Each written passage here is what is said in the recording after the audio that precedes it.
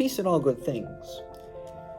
When I ask my students in my high school that I teach in, who is St. Francis? Obviously, the first answer that always comes out is he loves animals.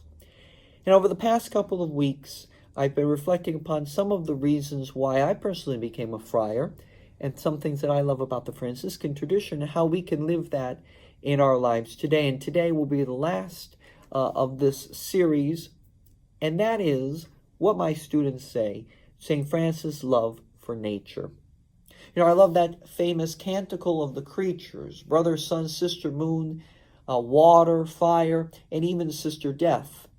And what always struck me about this canticle is that St. Francis wrote this not at the beginning of his life, or not even at a moment of his life that was very easy, that, he was all, everything was easy and seeing God everywhere and really, being very overjoyed like that. But he wrote this at a very difficult moment of his life, where he was blind, he was sick, he was near death. And yet he was able to see the presence of God in all, including and most especially in creation. So today, how can we see God in creation? Perhaps we could take a walk, and we could see God in the trees, in the sky, in the wind. We could see God in animals, in which perhaps our pets, or those animals that we may see along our journey. And that when we see creation, we too can praise God.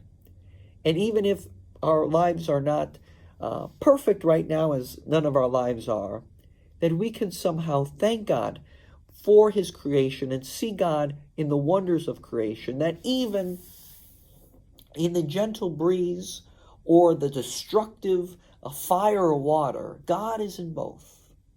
And similarly in our lives, God is in those peaceful days that go perfectly, or those really tough days that can really knock us down.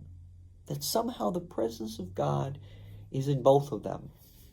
And the only appropriate response for us is to be thankful and to really surrender ourselves to the creative power of God, that God is truly present. God will continue to take care of those who love us. And finally, to take care for creation, to take care of our environment, to not litter, to perhaps shut off the water as we are brushing our teeth in the morning, to recycle, to not waste food or water or electricity or whatever the case may be, as we see God in creation, that this too is our sister, our brother. And we need to take care of God, of creation, and see the presence of God in all of creation. God bless you. Have a great day.